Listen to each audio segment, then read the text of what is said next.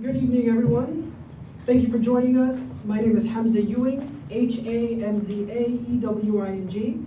On behalf of CAIR's Maryland office, I'd like to welcome you all to this evening's news conference to officially proclaim October as Statewide Bullying Prevention Month in Maryland.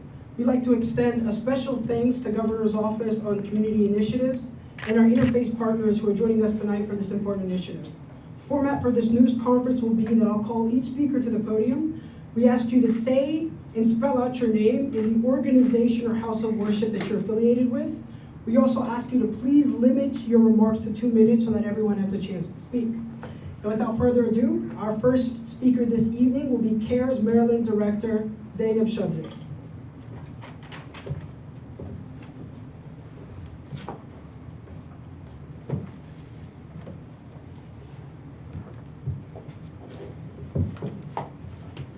Good evening, everyone. Assalamu alaikum. Thank you so much, Hamza, for that introduction.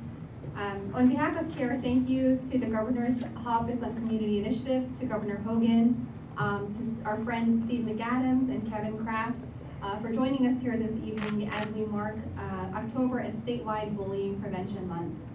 It's great to have all of our interfaith partners here with us. I love the diversity in this space here tonight. Each year, our office, CAIR, receives numerous complaints and reports of children who are made to feel unsafe by their peers, and unfortunately, in some cases, by educators. Islamophobic rhetoric and policies in the mainstream oftentimes cause many students and parents to fear the negative impact and the normalization of anti-Muslim bigotry that it can have on our children. According to CAIR's research, the Council on American Islamic Relations, over 50% of American Muslim children who are enrolled in public schools report being bullied because of their faith. This is a staggering number. This is also twice the national average. And it's believed to still be underreported because unfortunately, in many cases, we know that incidents of bullying are not reported the way that they should be. And we know as American Muslims that our communities are not alone. We know that this issue affects children across the racial and religious spectrum. People of all walks of life were impacted by bullying. Our state, Maryland, has some of the strongest anti-bullying laws in the nation, and yet we continue to hear disturbing cases of children and parents who are struggling to address this issue with little or no sense of support. Oftentimes, parents don't know where to go for resources, and they struggle to be able to help their children feel safe in school. As we head into October, I'm reminded of the need for lawmakers to legislate change, where I'm reminded of the need for community advocates and school administrators to collectively take steps to make our schools safer for all children. We encourage this month for school systems to especially incorporate stronger, more comprehensive anti-bullying educational content into their school curriculums, and to develop stricter policies to deter these incidents. We also encourage lawmakers to work with stakeholders to legislate bills that enhance and build on the current anti-bullying laws. We also encourage faith-based institutions to hold anti-bullying workshops and events and activities to raise awareness about this issue, to help children have safe spaces where they can talk about this, where they can feel empowered, where they can take negative situations and turn them into positive situations. And finally, we encourage parents and families to educate themselves, to learn how they can be their children's best and strongest advocate, how you can help empower your child to feel strong and resilient despite whatever circumstances they might endure in school or outside of school. Working together, I strongly believe that we can have a tremendous impact. So we're very excited to partner with the Governor's Office on Community Initiatives to welcome this month as October as Statewide Bullying Prevention Month. And thank you all again for being here today.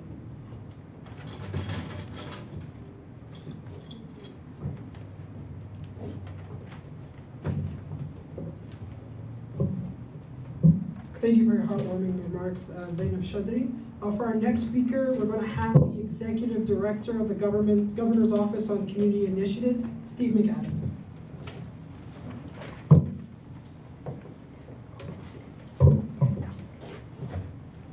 Good evening. Good evening. Good evening. My name is Steve McAdams, STEVEMCADAMS,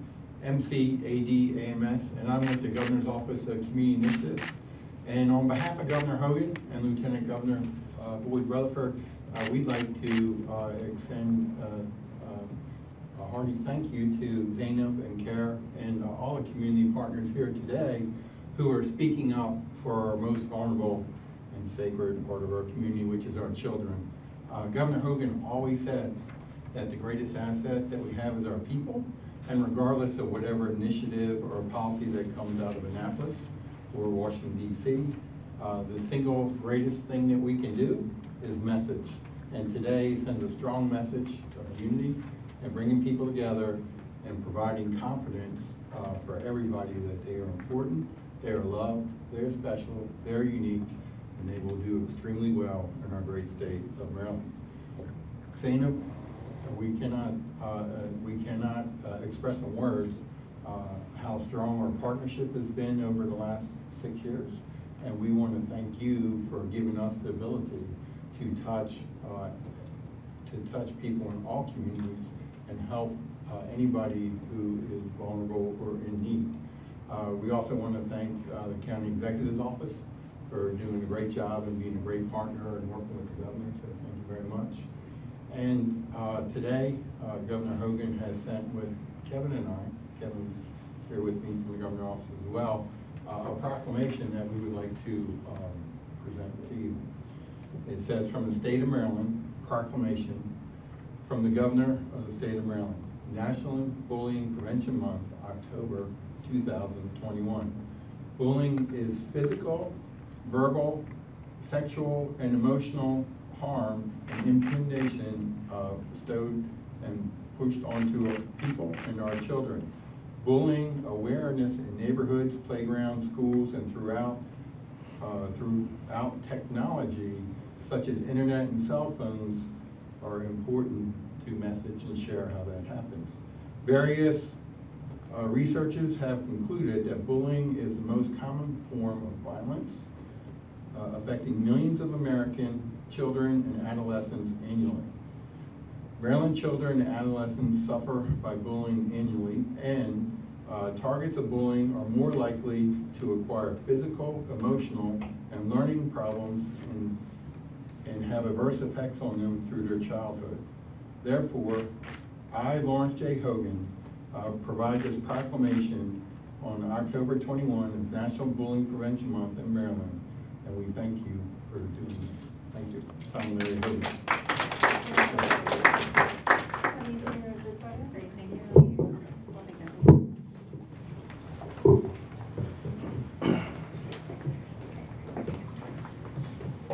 Thank you for your words, Mr. Steve McAdams. For our next speaker, we are going to have Afrah Mumtaz, who is a representative for the Council on American Islamic Relations.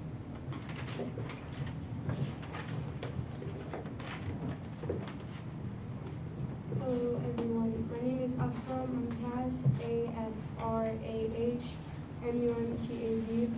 I'm 15 years old and a sophomore in high school. I'm the daughter of Pakistani Muslim immigrants. I was born and raised in the United States. October is a statewide bullying prevention month, a time to focus and raise awareness on this issue. Like a lot of us here today, I have been bullied. Throughout my years in middle school, there have been many cases in which I have been the target of bullying.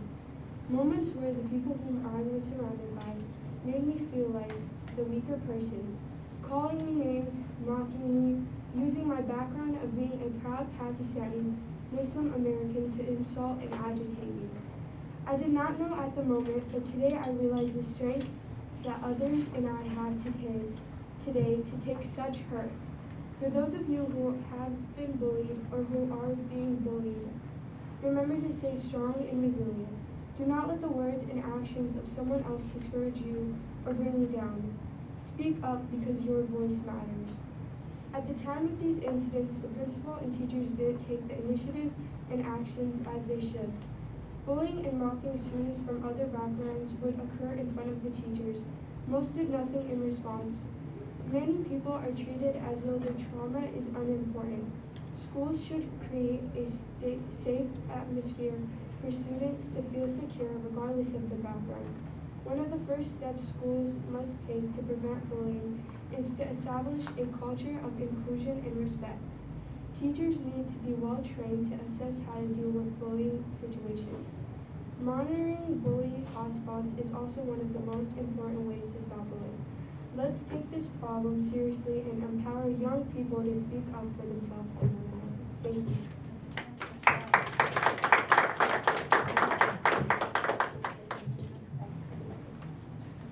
Thank you for sharing your heartfelt story, Afra.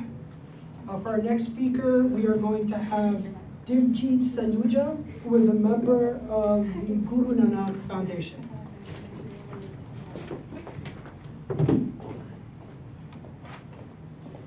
My name is Jasmine Saluja, DEVJEET and I'm a sophomore at the Gilman School. I'm a Sikh American and belong to the Guru Nanak Foundation of America. As part of my religion, I wear a turban and have a beard. Wherever I go, I stand out in a crowd. Many people give me looks of uncertainty and make assumptions about me based on my appearance. The majority of people in the United States who wear turbans are of the Sikh faith. I've been very fortunate to have been in an environment free of bullying and hate, but it is out there and I have seen how it has affected my friends and my family. It never ceases to amaze me how inconsiderate and unkind words can be so hurtful. People don't understand how ignorance of the unknown can cause such pain to a sick boy. Bullying and racial stereotyping is very real. We all need to think before we say something hurtful. The impact can be long-lasting. Thank you. Good job.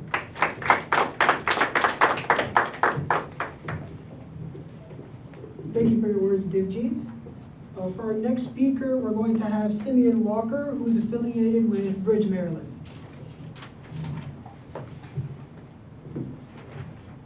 Hello, my name is Simeon Walker, and I'm affiliated with Bridge, Maryland, and Bridge Relations with Wayland Baptist Church.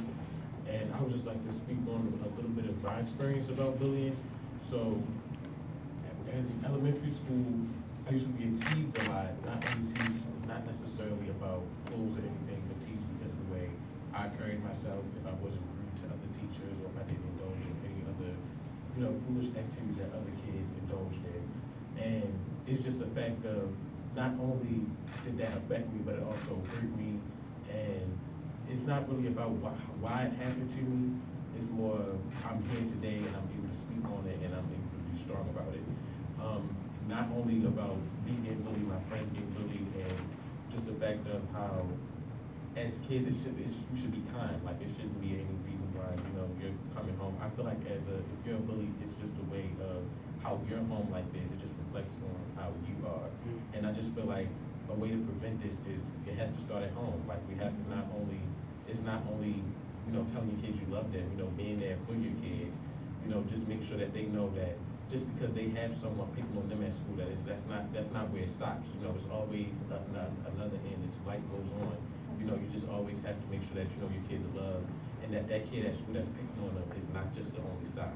And that the kids who are bullies, you have to make sure that they're loved as well. Make sure that you're cared for them, because it shows their character and it shows what they're missing out at home. That's right.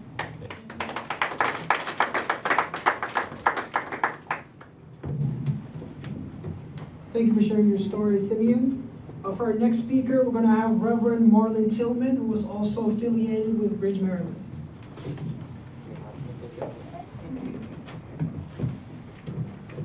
Okay, so Reverend Marlin Tillman, MarlonTilghman, also with Bridge, Maryland Incorporated. And my story goes back a few years when I was in high school, which was a whole lot of years ago. But anyway, I used to get bullied because of my height. Sometimes I still get bullied because of my height. But I learned something as I was growing up in school, and that was a lot of the bullies were insecure. Not only were they insecure, they were jealous of me because I was able to lead. And so I learned that over time, particularly when I got into God's Word, is that I can boast in my suffering because my suffering produces perseverance, and perseverance produces character, and character gives me hope. And so that's my message to us today, that even when you're going through what you're going through, let your voice be heard, that you will have hope for others, that they can express themselves in a way that lets them know that the bully, you can say whatever you want, it really is not getting to me. But when you need to reach out to your counselors, reach out to your teachers so that others won't have the same experience. Thank you.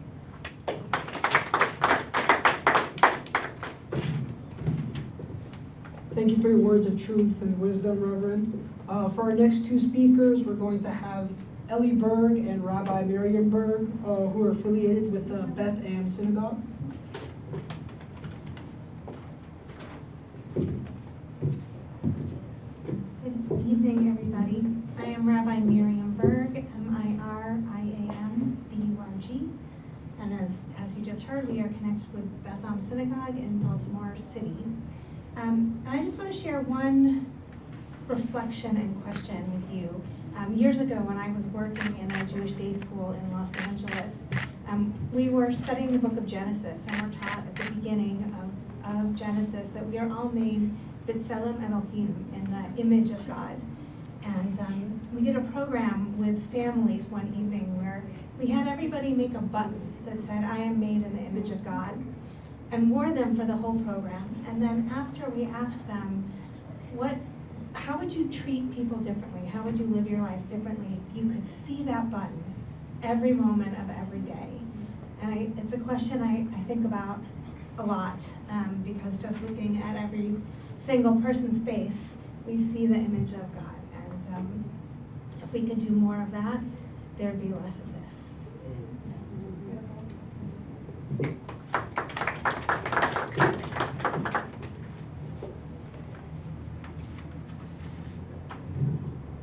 My name is Ellie Apper, Eliyaahburg, and I'd like to share just a little bit of my experience with you all.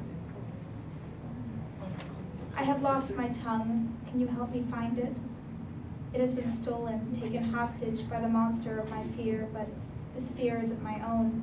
It was a gift disguised as sweet mother kindness, her loving embrace hiding betrayal.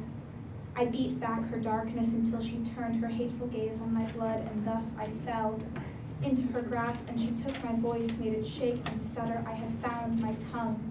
Will you let me fix it?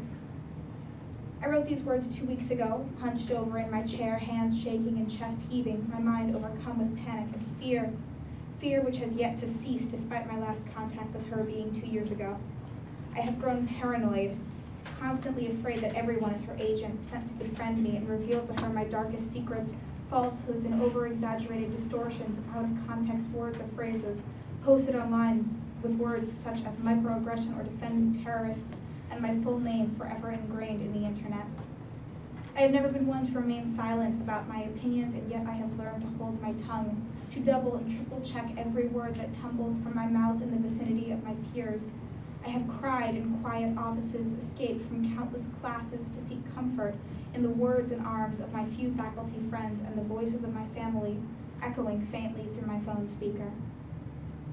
I stand before you today not as a symbol of strength and perseverance, but as a terrified teen seeking solace in the possibility of change and accountability for those who took my voice and those of countless others. I have found my voice. Will you let me use it?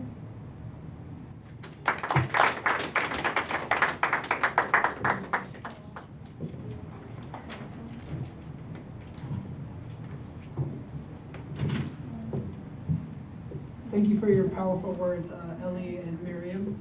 For our next speaker, we're going to have Reverend Brian Murray, who is affiliated with Bridge, Maryland.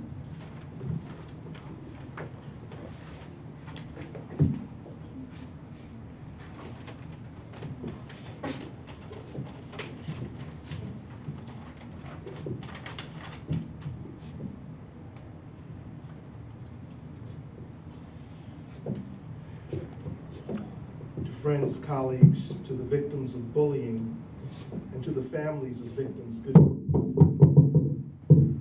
good evening. The microphone works.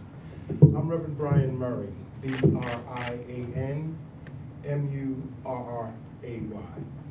And I just want to share a few thoughts with you as we enter statewide and National Bullying Prevention Month. First, I don't want you to think my comments are cookie cutter and some packaged comments I pulled off the shelf. I grew up with a bully. He was my father. He made Friday evenings a dreadful time because he would get paid and could cash his check at the liquor store. And so my mother, brother, and I went through a lot in my childhood. I can even remember him punching me in the face as a young teenager trying to protect my mother during one of their fights. So I know the experience of being bullied stays with you. It can create an ache that doctors cannot find on x-ray. But I know that you can get on the other side of this. I know what it is to hang in there. Why do people bully? I don't care how big they seem. They do not feel good enough about themselves by themselves. And so they need to feel acceptable by convincing themselves that okay means better than someone else. And so they finish the better than idea by choosing someone to be better than. That's where the bullying comes in. These are people that are so frustrated about themselves that they try to forcefully create an acceptable situation for themselves by dragging you into it. It's about you living as a victim, but it's really also about hurt people that hurt other people. I know understanding the reason doesn't make any victim feel better. You don't deserve this. There is a quote that says, people who love themselves don't hurt other people. The more we hate ourselves, the more we want others to suffer. And so this National and Statewide Bullying Prevention Month is about convincing you to do a few things. First, decide to stand up. And second, decide to push back. Whether you're a school student or a college student, decide it's going to stop right now. You don't deserve to be physically bullied or cyberbullied. Report it. Report it to parents and to school administrators. And let me say this to school administrators. Take it seriously. Get to the bottom of it and deal with it. Would you want to see your son or daughter's potential disfigured by the dismissal of a painful cry for help? In the framework of pushing back, we need for our educational institutions to create programs that say we see it, we want everybody to know we're aware of it, and we will do everything in our power to address it. Finally, let me say this to people still caught in the trap of expressing yourself as a bully. You will never get what you want with this way of doing things. Someone else's pain will not heal your pain. And I close with this question for bullies to think about. What if the kid you bullied at school grew up and turned out to be the only surgeon who could save your life? Thank you.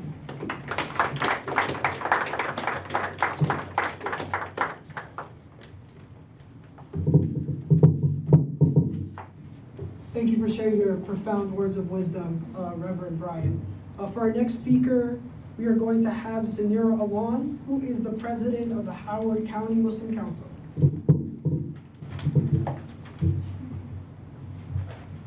Hello everyone, my name is Zenera Awan, Z-U-N-A-I-R-A, last name Awan, A-W-A-N. You are a loser, you're ugly, I don't like your face, I hate you, we never liked you, are some of the hateful words and terms used by bullies. In 2006, National Bullying Prevention Month was created. This month is a month-long observance to educate and raise awareness about bullying and cyberbullying prevention.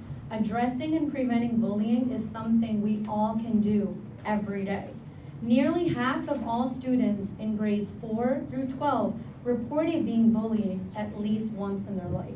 Stories of bullying are common across our school system, but are we getting any closer to finding a solution?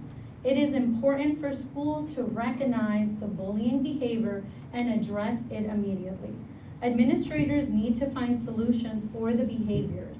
Educators and teachers can create a safe, positivity, inclusiveness, and respect environment by rewarding students for positive social behavior. Schools must communicate bullying policies at their schools to parents, teachers, and staff and follow through on them. Monitoring bullying hot spots around the school campus can also help prevent bullying.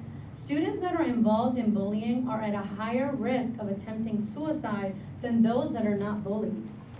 How can we prevent this? It starts at home. Parents and caregivers can talk to their children about their school and online life. By asking open-ended questions, parents, you can get a child to talk a lot. They can talk about their child's experience and communicate expectations about appropriate behavior, both in person and online. Parents are the primary role models for their children, and when they model the behavior they expect from their children, they teach through their actions. In conclusion, we must stop bullying. We must teach our children to stand up for themselves and for others too. According to the Department of Education, there are 3 R's to follow avoid bullying. Recognize, respond, and report. Recognize the bullying behavior. Respond to the behavior by walking away or telling the bully to stop. And last, report the behavior to a trusted adult. Thank you.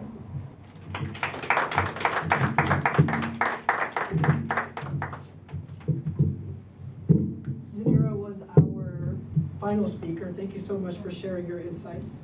And with that, that will conclude our news conference. Thank you again for joining us.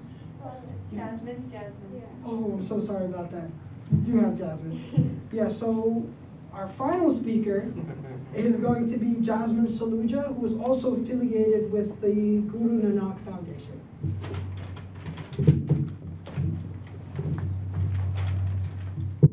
Good evening.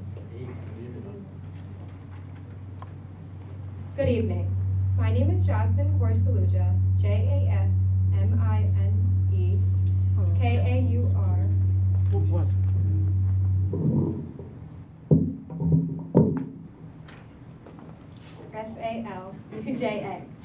I'm a junior at St. Paul's School for Girls, and I'm a practicing Sikh living in America, and I'm part of the Guru Nanak Foundation as a youth member.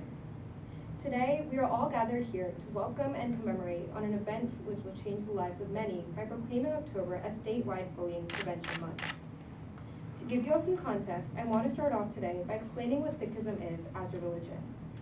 Sikhism is a religion founded in the Punjab region of the Indian subcontinent in the late 15th century. We call our faith Gurmat, which in Punjabi, our mother tongue, means the way of the Guru. You may not know this, but Sikhism is the world's 5th largest religion with about 28 million people in its population as of the 21st century. 28 million, that's it. Out of the world's 7.9 billion people, there is only 28 million of Sikhs. Sikhism, though sounding so large in its title, is only a couple million. Sikhism is a dying religion. It is dying because it is getting bullied and hated on to a point where it's shrinking smaller and smaller, to the point where in some time it may no longer exist. Now the thing is, Sikhism isn't the only community that's fading.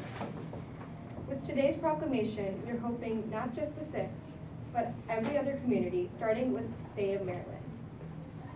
I want to share with you all a story, one about myself that may give you a glimpse of what it is like to be a minority community in this country. Many of you may relate to this story, but for those who don't know what I'm talking about or don't know what it's like, I would like to share with you my story in a nutshell. As a part of the Sikh faith, I'm not allowed to cut my hair. No cuts, no trims. While this may sound crazy to some people, and has truly been a journey for me, myself to appreciate, it wasn't very easy. For my elementary schooling, I attended Fort Garrison Elementary School, a public school in Baltimore County.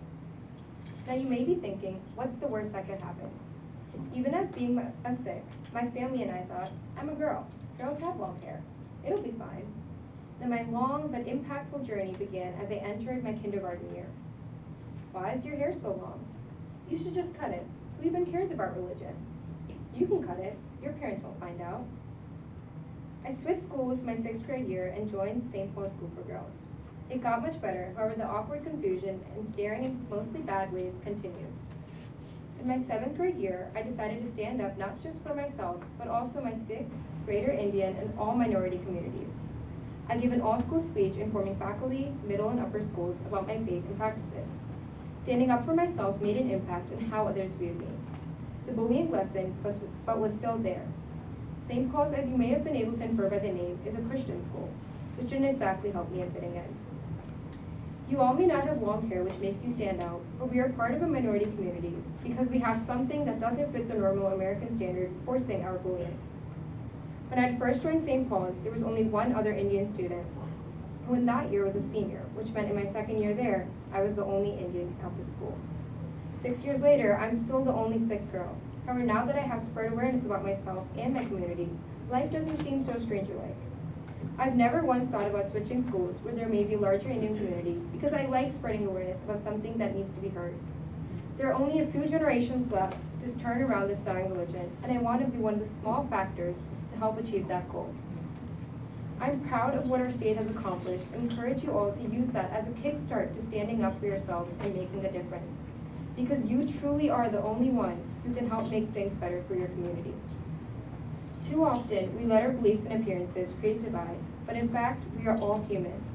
We have the same heart, same bones, and same muscles. I would like to end today by reciting a line in Punjabi. Eko pavan marti, sab ek hai, jot sabaiya. There's only one breath. All are made of the same clay. The light within us is all the same. Thank you.